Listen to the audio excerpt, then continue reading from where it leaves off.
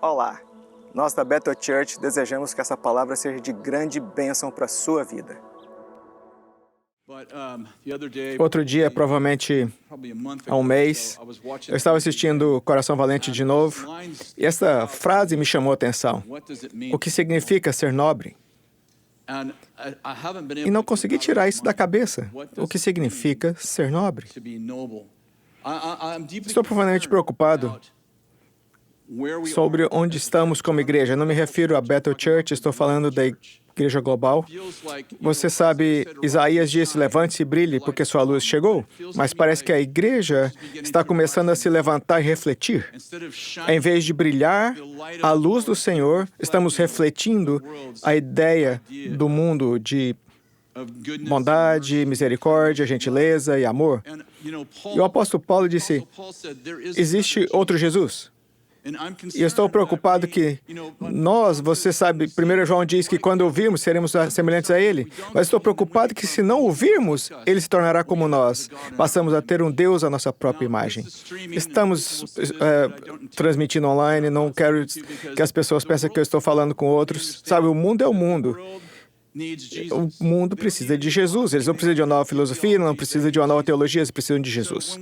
Então, quando estamos falando com o mundo, e o mundo está fazendo o que o mundo faz, o mundo peca, todos nós éramos parte desse sistema, e não estou falando com um julgamento para o mundo, estou falando para a igreja de Jesus Cristo. Estou profundamente preocupado que os valores que estão moldando o mundo sem Deus também estejam moldando o reino com Deus. O desafio é que sinto que se meus sentimentos me definem e as paixões são aceitas como minha identidade, e o que significa ser nobre? Se meus sentimentos me definem e eu tomo minhas paixões como minha identidade, o que significa ser nobre? E o que eu quero dizer é que veja, Deus nos dá misericórdia e graça. Fomos salvos pela graça, através da misericórdia. E a misericórdia significa que não recebi o que mereço. E graça significa recebi o que não merecia. Se um policial te parar por ultrapassar o limite de velocidade e não lhe der uma multa, isso é misericórdia. Você não recebeu o que merecia. Mas se o mesmo policial te parar por ultrapassar o limite de velocidade e em vez de lhe dar uma multa, ele lhe der $1.000, por exemplo, isso é graça. Você recebeu o que não merecia. Mas o meu ponto é, 1 João diz, se confessarmos nossos pecados, Ele é fiel e justo para nos perdoar os pecados e nos purificar de toda injustiça. Quando entendo que não posso receber misericórdia, a menos que eu tenha feito algo que mereça punição, e eu admita isso. Estou dizendo que quando eu retiro a confissão de pecado, digo, isso não é pecado, na verdade eu fui criado para viver assim. Quando entendem que eu me impedi de receber misericórdia. E quando não recebo misericórdia, não posso receber graça. E graça não é apenas um favor imerecido. A graça é o poder operacional de Deus. É a capacidade de fazer o que não conseguia fazer um segundo antes de receber a graça. Quando dizemos que fomos salvos pela graça, não significa que recebi o que não merecia. Significa que Deus me livrou das garras do diabo e de seu poder sobre mim. O pecado tinha poder sobre mim. E quando eu fui salvo pela graça, significa que Ele me capacitou com poder, Ele me deu poder para ter poder sobre o pecado e poder sobre o inimigo, para que eu pudesse me livrar do mal. Está comigo? Estou dizendo que a maneira pela qual recebo a graça é admitir que preciso de misericórdia. Está comigo? E misericórdia significa que não recebi o que merecia, o que significa que tive que admitir que merecia. Eu merecia punição, merecia o castigo eterno. Mas quando recebi a Cristo e confessei meus pecados, recebi misericórdia para que pudesse ter graça, que é o poder de ser livre. Está comigo? Pense em palavras proféticas, falamos muito sobre isso. O que uma palavra profética diz? Me dá graça. O que a comunhão faz? Me dá graça. Eu recebo graça das declarações proféticas, recebo graça das outras pessoas. O que é a graça? É o poder operacional de Deus, fluindo para mim por meio de outras palavras, por meio de pessoas, palavras proféticas, pela Bíblia. Você pegou a ideia. Mas graça, se eu te chamasse e dissesse, te vejo como uma enfermeira, e você não é enfermeira, e pensa, eu não sou enfermeira, nunca desejei ser enfermeira, nunca tenho educação para ser enfermeira. Quantos sabem, se a palavra é correta, temos que julgar isso. Mas se for uma palavra profética, se receber um profeta no qualidade de profeta, recebereis a recompensa do profeta. Qual é a recompensa do profeta? É a capacidade de fazer o que não podia fazer um segundo antes de ouvir a palavra. Em outras palavras, a graça está chegando a você por meio de palavras proféticas para ser enfermeira. Talvez nunca teve o dom para ser enfermeira, talvez nunca pensou em ser enfermeira, mas Deus quer fazer mais do que você pede e ou pensa. E o que eu quero dizer é que quando nós, voltando à salvação, quando recebemos Jesus pela fé, recebemos misericórdia. E Deus diz, já não considero mais seus pecados contra você, eu os apago. Mas mais do que isso, eu lhes dou graça para viver acima das circunstâncias. E se eu digo, sou viciado em drogas e sou cristão, quantos sabem? Conhecereis a verdade? João 8,32, e a verdade vos libertará. Essa palavra verdade é a palavra para a qual temos a palavra realidade. Qual é a realidade? Eu sou viciado em drogas. Ouça, parece real, todos nós já sentimos viciado a coisas, eu tenho, pelo menos como cristão, mas a realidade é que eu tenho poder sobre isso. Eu tenho poder sobre isso pela graça. A razão pela qual eu continuo dizendo isso é porque quando você tira a confissão do pecado, você não recebe a graça que precisa, certo? Você não recebe a graça que precisa para vencer o pecado. Aqui vamos nós. Então, o que acontece é que eu começo a me definir como... Essa é a minha identidade. Não consigo superá-lo, porque nasci para isso. E se eu nasci para fazer tudo que eu tenho paixão, então o que significa ser nobre? Gostaria de propor que eu não sou definido pelas tentações que eu resisto. Sou definido pelas virtudes que abraço. Não sou definido pelas tentações que eu resisto, sou definido pelas virtudes que abraço. Quantos sabem que a tentação não é pecado? Jesus foi tentado em todas as maneiras, e acho que todas as maneiras significa todas as maneiras, mas sem pecado. Portanto, a ideia é que eu sou atraído para algo que não é bom para mim, não é em si pecado. O que eu faço com isso importa. Quando eu digo, bem, estou atraído por isso porque fui criado para isso, fico tipo, agora não posso ter graça, porque acabei de dizer, não pequei. Ok, bom ponto, Chris. Vamos seguir à frente. Gálatas, capítulo 5, abra sua Bíblia, versículo 16. Por isso digo, vivam pelo Espírito, de modo nenhum satisfarão os desejos da carne. Pois a carne deseja o que é contrário ao Espírito, e o Espírito o que é contrário à carne. E eles estão em conflito um com o outro, de modo que vocês não fazem o que desejam. Não sei se você entendeu essa linha. Ele está dizendo, se você andar pelo Espírito, não fará o que lhe agrada.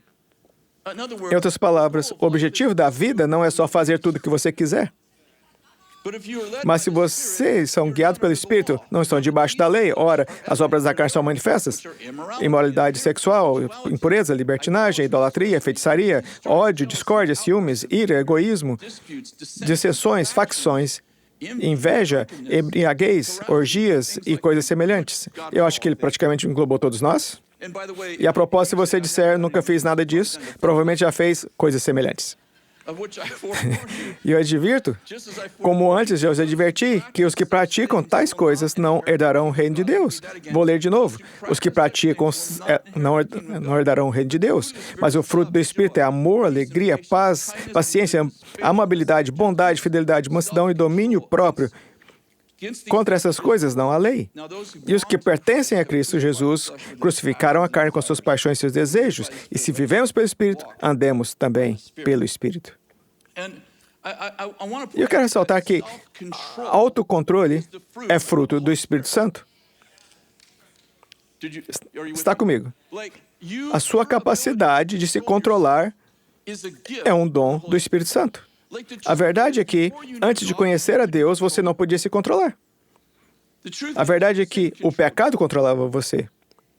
Mas você veio para outro reino e, quando recebeu Jesus Cristo, recebeu a capacidade de controlar a si mesmo. Bem, eu tenho um mau temperamento porque eu sou irlandês. Sinto muito, não importa qual que é o seu grupo étnico. Se for pecado, você tem controle sobre ele. Porque o Espírito está em você para controlá-lo. Bom ponto, Chris. Parte do desafio, você sabe, o homem na Porta Formosa, que era coxo, ele foi curado e andou, e saltou e louvou a Deus. Ele foi curado, fisicamente curado. Ele saltava, curado emocionalmente, e ele louvou a Deus, curado espiritualmente. O versículo seguinte diz, quando a multidão viu andando e louvando a Deus, no versículo anterior diz que ele andou, saltou e louvou a Deus. Mas aqui diz, a multidão viu andando e louvando a Deus. Você notou que não estava saltando aí? Sabe, não está aí por 2000 anos. Estou dizendo que a igreja ensina que as pessoas a administrar o seu espírito. Geralmente ensina as pessoas a administrar suas necessidades físicas, mas quase ninguém ensina as pessoas o que fazer com as necessidades emocionais. Minhas necessidades de conexão, por exemplo. Eu preciso de atenção. Ele só precisa de atenção. Eu quero te dizer que, quanto mais você diz, eu não me importo com o que as pessoas pensam, mais você importa com o que as pessoas pensam. Se eu entrasse aqui e dissesse, eu sou um homem, você diria, ele deve estar tendo alguns conflitos de identidade. Eu fui criado para precisar de ar. Tipo, meu corpo precisa de ar. Não importa o quanto eu leio a Bíblia. Se eu estiver afogando na piscina, alguém passa e diz, você quer ar. Leia mais a Bíblia, você não vai precisar de ar. Não importa quanto eu leio a Bíblia não vai cuidar da minha necessidade de ar. Eu preciso de ar. Eu preciso de comida. Eu preciso de coisas. Vamos parar aí, estamos transmitindo. Há coisas que eu preciso. Há coisas que você precisa também. Você também precisa de atenção. Você não só quer, você precisa. Você quer carinho. Você precisa de um senso de significado, você precisa de um senso de pertencer. Essas são coisas que você precisa. O máximo que você precisa de água e ar. Você precisa dessas coisas. E se você não admite que precisa dessas coisas, não criará um plano para se controlar e obtê-las de maneira saudável. Vemos gente, e eu não estou aqui dizendo que eu sou contra tatuagem, ou piercing, cabelo colorido, ou qualquer coisa que eu vou falar.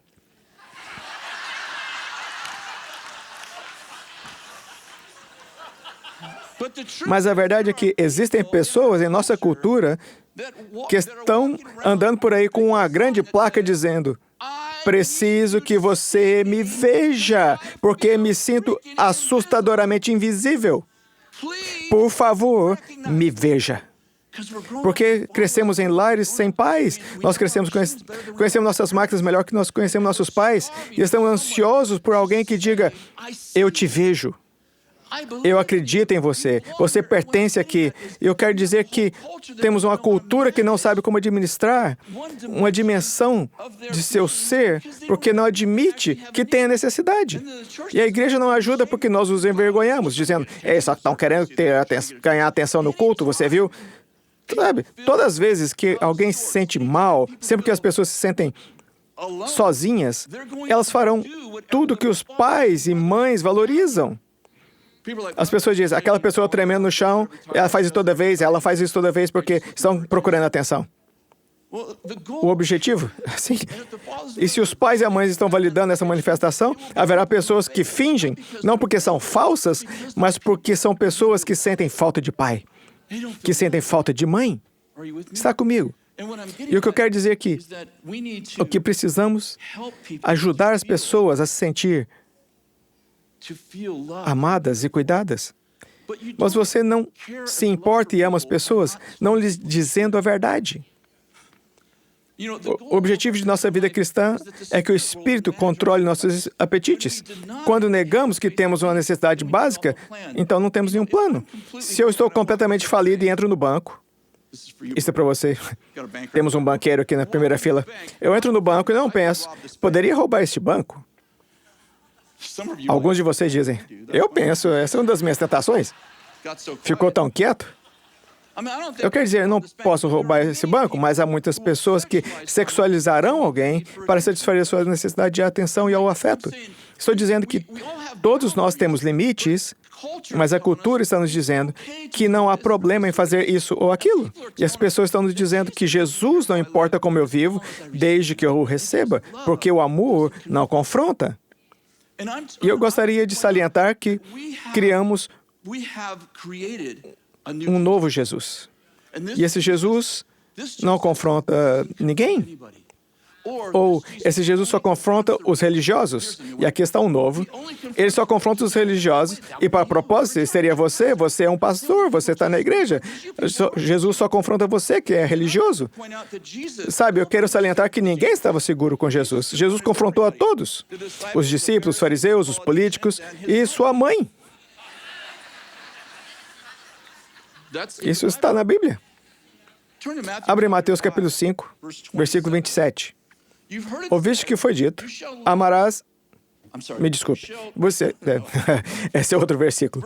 O versículo 27 diz, vocês não adulterarão, mas eu te digo que qualquer que olhar para uma mulher e desejá-la, já cometeu adultério com ela em seu coração. Ok. Jesus, o que eu faço com isso? Estou desejando uma mulher. O que Jesus diz ser a solução para isso? Ele diz, se o seu olho direito fizer pecar, arranque-o e lança fora.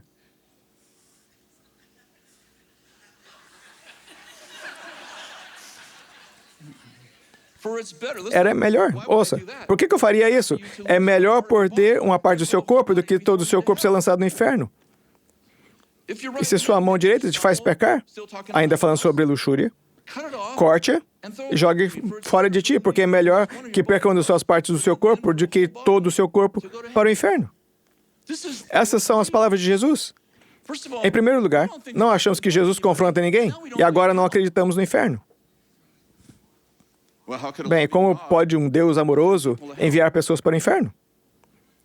Bem, ele não manda pessoas para o inferno, ele diz, por cima do meu cadáver, não quero que vá para o inferno. Mas você ainda tem um livre-arbítrio. As pessoas pensam que as pessoas estão tentando conciliar as coisas com a nossa mente finita. Tipo, como um Deus amoroso pode permitir as pessoas ir para o inferno? Eu te falei, ele criou uma maneira que você não ir para o inferno. Sabe, você vai fazer isso pela fé, pela graça. Mas se tivesse nascido 200 anos atrás, bem, se você estivesse aqui, estaria muito velho. Se você nasceu 200 anos atrás e talvez teve uma visão do futuro, e na visão você viu que a Bíblia inteira, em todas as línguas, poderia ser escrita em algo do tamanho de uma unha. E tentar contar alguém. Eu vi a Bíblia inteira escrita em algo do tamanho de uma unha. E as pessoas diriam, isso é loucura, isso não pode acontecer. Sabe por quê? Porque eles ainda não sabem sobre o microchip, que está prestes a ser inventado 180 anos depois, 150 anos depois. Está comigo. Estou dizendo que essa pessoa está vendo sua realidade por meio de sua experiência finita e dizendo, isso não é possível. E eu estou dizendo, quando olhamos para o que Jesus diz, quando olhamos para o que a Bíblia diz, e diz, bem, como isso e aquilo, como isso pode funcionar? E determinamos que não pode ser verdade, porque não entendo com meu entendimento finito. E quando Jesus diz para viver pela fé, gostaria de salientar, ele não está apenas dizendo, creia em mim. Ele está dizendo, acredite em mim. Você não está onde eu estou indo. Eu estou dizendo que Jesus existe há muito tempo. Tipo, eternidade, para sempre. E ele inventou muitas coisas. Então, quando ele diz, isso e isso podem ser verdade, essas duas coisas opostas são verdadeiras. E você diz, como pode ser isso? E ele, acredita em mim. Acredita em mim. Eu criei muita tecnologia, metaforicamente falando, que você não conhece, mas essas duas coisas são verdadeiras. E, sabe, você acredita em coisas que você não entende o tempo inteiro. Lembra da primeira vez que você entrou num avião? E ficou tipo, como essa coisa de metal pode voar? Tudo que eu faço cai. E o piloto diz, confia em mim. E você está experimentando algo que a maioria de nós não consegue explicar, mas é verdade. Então, quando o Senhor diz, assim é no reino, e você diz, isso não pode ser verdade, porque você sabe, estou aqui há 70 anos e não consegui fazer isso acontecer. Jesus não diz apenas, creia em mim. Ele diz, acredite em mim. É verdade. Está comigo? Então, o Senhor diz, aqui está o quão importante é que você não viva na luxúria. que você não viva com ciúmes, que você não viva com inveja, que você não viva com amargura. É tão importante que se você tivesse que arrancar os seus olhos para se curar da luxúria, seria melhor do que os 70 anos de sua vida finita afetar o bilhão de anos de sua vida infinita. Porque o que você faz hoje determina o que fará pelos próximos bilhões de anos. Isso parece injusto, não acredito nisso. Você deveria acreditar, porque é o que o fabricante disse. O Senhor disse, o que você fez nesses 70, 80, 90, 100 anos, isso definirá a sua direção para os próximos bilhões de anos. O que fizer hoje. E adivinha, quando você olha para o futuro presente em sua vida, tudo para acontecer, todo o sofrimento, todas as coisas que você gostaria que não tivesse acontecido, todas as coisas que você gostaria que não acontecessem. Eu sei que há coisas boas acontecendo, mas todas as coisas que não aconteceram, que você queria que acontecessem, farão sentido na eternidade. E o Senhor diz, apenas creia em mim. Creia em mim, não apenas creia em mim, acredite em mim, eu sei. Acredite em mim, daqui a 150 anos estaremos sentados em uma nuvem em algum lugar, pensando, é isso que você estava preocupado? Isso te disse, acredite em mim, eu resolvo. Está comigo. As pessoas dizem coisas que me deixam louco. 1 Pedro diz, somos raça eleita, sacerdócio real, nação santa, povo de propriedade exclusiva de Deus, para proclamarmos a grandeza daquele que nos chamou das trevas para a sua maravilhosa luz. Antes não éramos povos, agora somos povo de Deus. Não tínhamos recebido misericórdia, mas agora recebemos misericórdia. Está aqui o meu ponto. Somos uma raça escolhida, um sacerdócio real, uma nação santa. Isso é o que nós somos. Quando recebemos Jesus Cristo, nos tornamos um povo santo. Nosso Pai não é o presidente dos presidentes. Ele é o rei dos reis. Os presidentes não têm herdeiros que permanecem no seu trono. Somos herdeiros do trono porque nosso Pai é o rei. E ele é o rei dos reis, o que significa ele é o rei dos outros reis e nós somos os reis dos quais ele reina. Mas o meu ponto é que ele nos chama de santos, reais, excelentes. Está comigo? O versículo seguinte diz, portanto, meus amados, exorto-os a viver como estrangeiros e estranhos, abstendo das concupiscências carnais que travam guerra contra a vossa alma. E ele diz, mantenha o seu comportamento excelente entre os gentios. Meu ponto é que esse é quem você é, então assim você deve se comportar. Minha identidade faz com que eu viva de maneira diferente das pessoas que ainda não conhecem o Rei. Está me seguindo? Sou chamado por um padrão mais elevado porque tenho a graça para viver onde outras pessoas não podem viver até que conheçam o Senhor. E, portanto, estou não refletindo a cultura deles. Aqui vamos nós. Ok. As pessoas dizem coisas tipo, pelo menos meu filho não é um drogado. Sério? Esse é o seu alto padrão? Meu objetivo é criar filhos que não sejam viciados em drogas. Bom trabalho! Alguém faz algo errado na vida e diz, pelo menos eu não sou um assassino. Sério? Eu deveria ser um sacerdócio real, uma nação santa. Tipo, pelo menos eu não sou um assassino. O que estamos criando? Não estou falando sobre impor a religião nos nossos filhos. Estou falando sobre perceber que temos um chamado elevado, mas recebemos graça para isso. Não sei se você leu a Wikipedia ultimamente. Não sei se eu devo dizer isso, mas acho que vou. Quer dizer, a Wikipedia cita hábitos de acasalamento de cães e animais como uma prova positiva que a homossexualidade é um estilo de vida legítimo. Eu não estou brincando, alguém me enviou o artigo e eu pesquisei. Quem escreve Wikipedia? Quase, não vou olhar para o meu cachorro para ver. Só, esse é o comportamento que tudo faz bem. Eu não vou te contar o que o meu cachorro faz, que estamos online. Mas não estou aprendendo lições sobre nobreza observando o que o meu cachorro faz. Não estou legitimando meus hábitos sexuais pelo meu cachorro.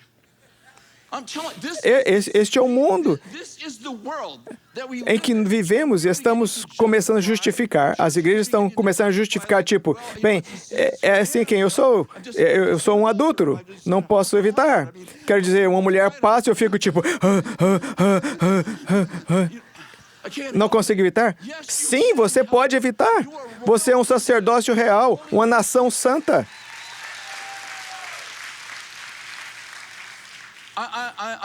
Eu sou um cristão gay. Desculpe, dois são incongruentes. Jesus disse isso. Ele disse, se você tiver problemas com seu desejo sexual, faça o que for preciso para cuidar dele, para que não acabar no inferno. Eu não estou condenando ninguém, todo mundo luta com coisas. Todo mundo. Mentindo, trapaceando, viu a lista que lemos? Facções, desonestidade. Tipo, ok, quem não está na lista? Tomaria cuidado quando começar a apontar o dedo para as pessoas, porque você está lá em algum lugar, pelo menos em coisas semelhantes.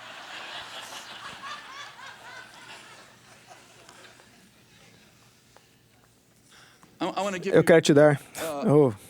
isso vai ser...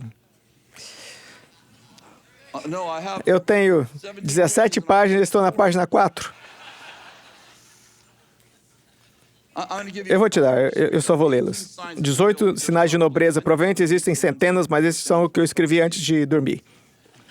Número 1, você vive de posturas e não de circunstâncias. Número 2, você controla seus apetites. Ele não te controla, você os controla. Não negando que você os tem, eles simplesmente não te controlam. Número 3, você mantém sua palavra mesmo quando tem que sacrificar para fazê-lo. Selah. Número 4, você tem uma vida secreta com Deus, na qual seria honrado se alguém descobrisse. Número 5, você é generoso e sacrificial. Número 6, você está no controle de suas emoções. Número 7, você perdoa e não guarda rancor. Número 8, você vive em paz e alegria. Número 9, o favor de Deus está sobre você e as pessoas o experimentam de você. Número 10, você teme somente a Deus e vive acima do medo dos homens. Número 11, você tem um espírito excelente. Número 12, você se preocupa com a injustiça e protege os direitos dos pobres e dos desprivilegiados. Número 13, você ama a todos, independente de suas posições ou afiliações. Você ama a todos, independentemente de suas posições ou afiliações. Número 14, você domou a sua língua.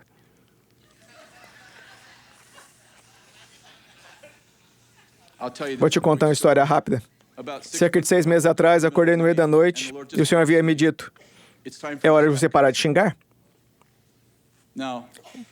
Eu sei que alguns de vocês pensam que eu xingo porque eu falo freaking e suck, mas eu chego com o Senhor e parece que está bem até agora. Estou me apegando a essas duas palavras como não palavrões. Mas sou conhecido como às vezes me expresso. Você sabe, não usando a palavra F ou coisa assim, nunca com raiva, mas tenho usado algumas palavras, eu confesso. E o Senhor disse, você não vai mais xingar. Sendo sério, ele disse, você não vai mais xingar, te chamei para algo melhor do que isso. Sério, depois de 60 anos vivendo assim, você pensaria, bem, isso vai ser difícil, mas simplesmente foi embora. De vez em quando eu estou buscando a palavra do Senhor. Sabe, estou tentando me expressar e preciso de uma palavra do Senhor. Alguma palavra, algo além das palavras que eu usei antes. Mas é incrível, quando o Senhor te diz algo, Ele te dá graça para fazer isso. Número 15, você vive pela fé que está enraizada na esperança. Número 16, você traz o melhor dos outros e acredita nas pessoas. Número 17, você cria uma cultura de honra ao seu redor. E número 18, você negocia para que todos ganhem. Ok, esse é um terço da mensagem. Eu posso te dar o resto agora. Estou brincando.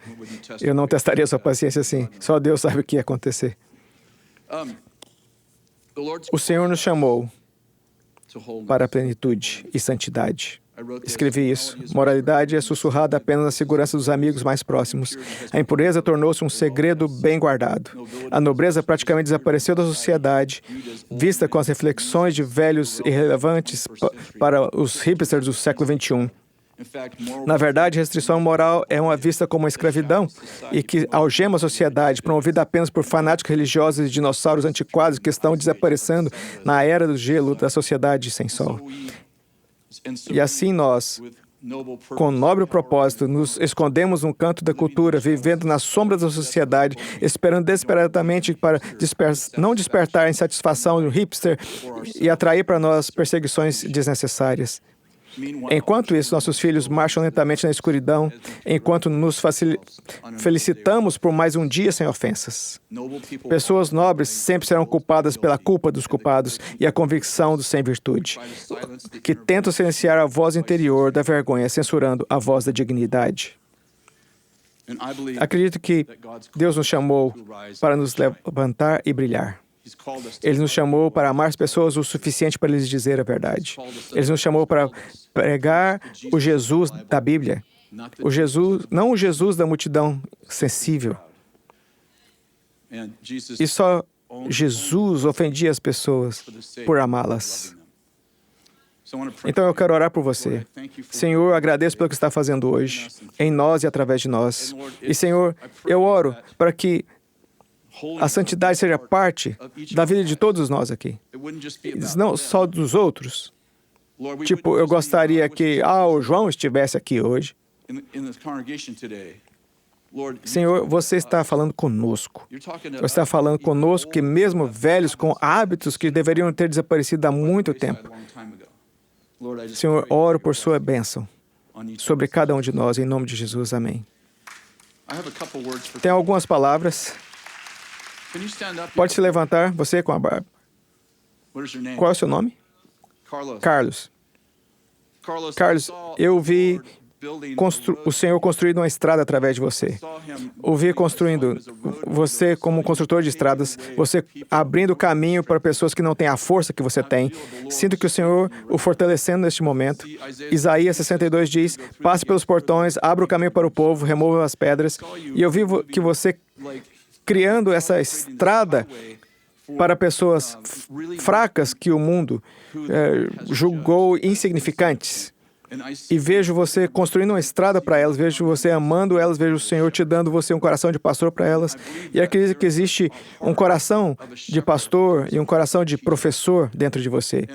E eu abençoo o que Deus está fazendo em você. Não se surpreenda você receber uma ligação antes do final do ano para pastorear o povo de Deus, porque há algo em você que está queimando.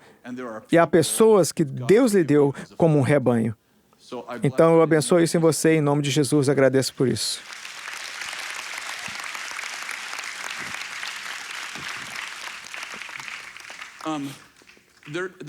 Tem gente me ouvindo que quanto mais você busca Deus, mais doente você fica. Pode se levantar? Quanto mais você busca Deus, mais doente você fica. Você até disse em voz alta, quanto mais eu dou ao Senhor, mais doente eu fico. E o Senhor me disse essa manhã, quando eu cheguei aqui cedo, Ele me falou sobre essa palavra e disse, eu quero quebrar a feitiçaria das pessoas. E agora, é interessante que você esteja de pé. Não estou dizendo que você está envolvido na feitiçaria. Deixe-me ser claro, eu sei que você não está. O Senhor disse que a feitiçaria que foi enviada contra seu povo para mantê-lo fora de seu propósito e destino. É como Jesus, quando ele nasceu e o inimigo tentou matar todos os primogênitos machos. E eu sinto que houve esse tipo de missão contra você, porque o inimigo sabe que se você ficar bem, ele está condenado nas esferas para as quais você foi chamado. Em nome de Jesus, eu quebro a feitiçaria. Costumávamos chamar de porcaria. Nós quebramos a feitiçaria de você em nome de Jesus. Ainda posso dizer isso, eu acho. Em nome de Jesus, eu ordeno que saia de você agora e eu oro que essa aflição, essa doença, essa instabilidade mental e emocional, essa névoa que você vive, você disse em voz alta, quanto mais eu busco o Senhor, pior eu fico. E antes de tudo, eu quero agradecer pela sua perseverança, você estar aqui buscando. E em segundo lugar, eu quero dizer que esse é o dia em que o juiz e a viúva se encontram. E o juiz decide a favor dos santos do Altíssimo. Em nome de Jesus, falo a sua ansiedade, falo a sua exaustão, falo o seu cansaço louco, até mesmo cansaço mental, em nome de Jesus, e oro para que a energia do Espírito Santo seja liberada em você. Oro para que o poder do Espírito Santo seja liberado em você. Oro agora para que visões de Deus sejam liberadas em você, em nome de Jesus. E ouça, você já orou 1000 vezes, e eu não quero que você deixe o inimigo dizer, lembre-se, você já orou antes e não funcionou, porque está funcionando hoje, em nome de Jesus. Eu digo sim e amém a isso. Amém. Você pode sentar. Por que todos não se levantam?